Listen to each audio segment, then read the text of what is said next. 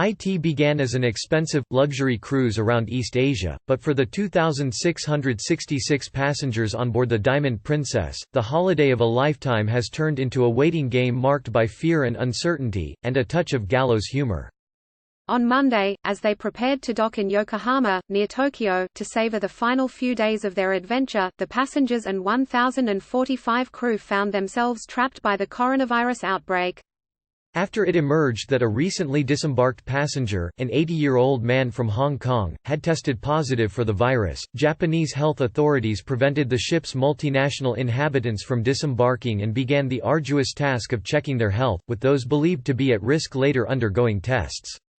2 days later, 20 people among 102 whose results had been confirmed were found to be infected, with 171 others nervously awaiting their results. The thousands who were never tested, or tested negative, now face at least 12 more days confined to their cabins, unable to directly communicate with each other, their meals brought to them by staff in masks and protective clothing. A few have shared their thoughts on social media about life in floating quarantine off Yokohama, with Tokyo Bay and the Chiba Peninsula on one side, and Japan's second city on the other. Paul and Jackie Fittermuck, who are among 233 Australians on board, were trying to ward off cabin fever by staying positive. "We are just kind of sitting tight really," Jackie said. "It's a little bit daunting. But look, we can't do anything, we are good strong healthy people and we've got good immune systems and fingers crossed that, we can fight it off." It's a frightening situation, but it is not a disease where if you get it, it's certain death. You just have to be light-hearted about the whole situation. David Abel, a British man who has provided regular video updates via Facebook, said he and his wife Sally, who are celebrating their 50th wedding anniversary, had accepted they were no longer on holiday. "We're no longer on a cruise," he said on Thursday. "All of the luxury of having a steward come into the cabin to make the bed and put chocolates on the pillow, change the towels and facecloths and clean the bathroom, those days are gone.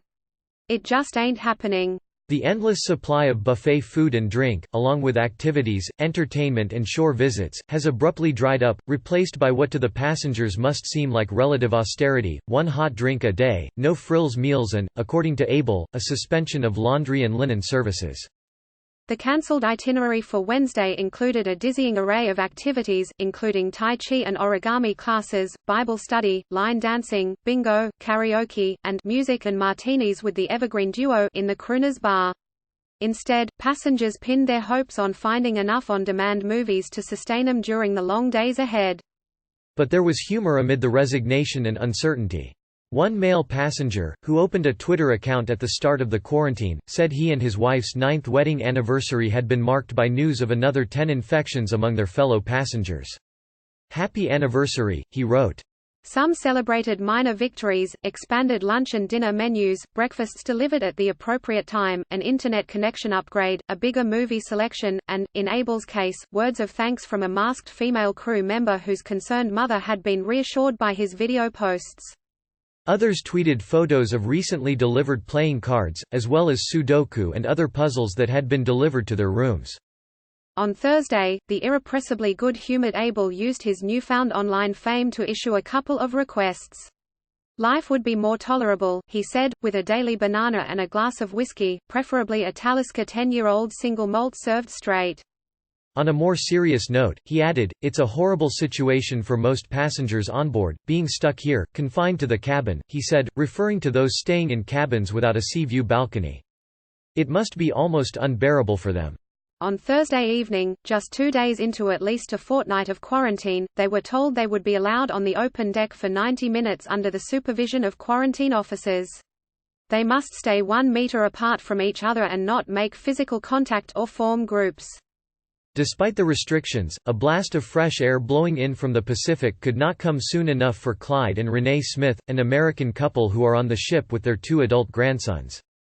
"The couple's room is tiny, we don't have a window, there are 4 of us, and only 1 chair," Renee, 80, said earlier in the day, adding that they had passed the time by watching films. Their 25-year-old grandson, Sawyer Smith, was trying to stay in shape by doing sit-ups now that he was unable to visit the ship's gym. "It's not really to the point where we're getting stir-crazy," he said. "If they keep us in the rooms for 4 to 5 days it might be a little different." Agencies contributed to this report.